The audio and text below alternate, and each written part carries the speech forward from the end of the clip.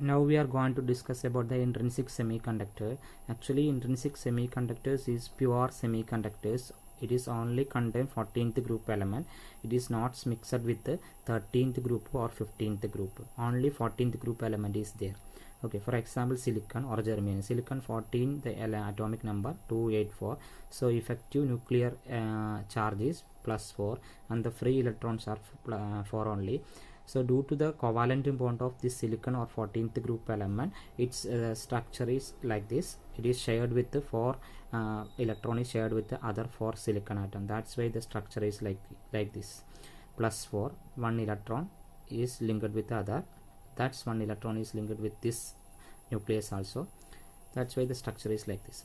From the figure, all the electrons is joined or linked to the other silicon atom. There is no such free electrons is there.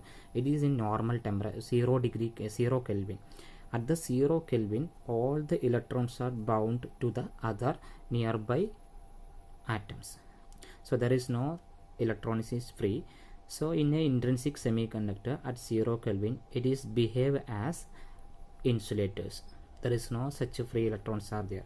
So when the temperature increases, what happens, that we have to discuss. When the temperature increases, some electrons got sufficient energy to jump to the extra spaces. Okay, this interspaces. For example, here one electron is there that gets sufficient energy and it is go to the extra spaces. So this point, this side is the absence of electron. This is a jumped electron. This point is the absence of electron. This absence of electron is behave as positive charge, and this is negative charge. This site of the electron is behave as a positive charge. That site is called hole.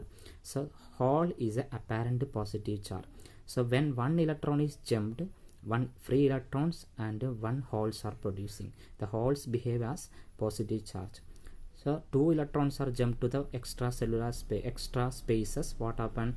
2 holes are producing. So the current due to electrons and current due to holes are there. Okay. So in a normal temperature, how many electrons are producing? That is equal to the holes producing. That means number of electron and number of holes are equal, which is equal to intrinsic carrier concentration. That will explain later. Okay, Ni is the intrinsic carrier concentration. So what is the total current in the case of intrinsic semiconductor?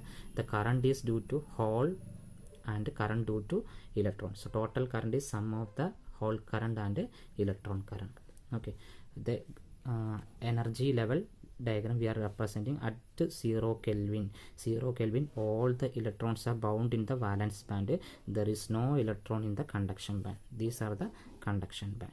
Okay, so this is the energy gap. When the temperature increases, what happens? When the temperature greater than 0 Kelvin, some electrons are jumped to the conduction band. So 2 electrons are jumped to the conduction band, 2 holes are producing. That means the number of holes and number of electrons are equal. So this is the energy diagram in the case of intrinsic semiconductors.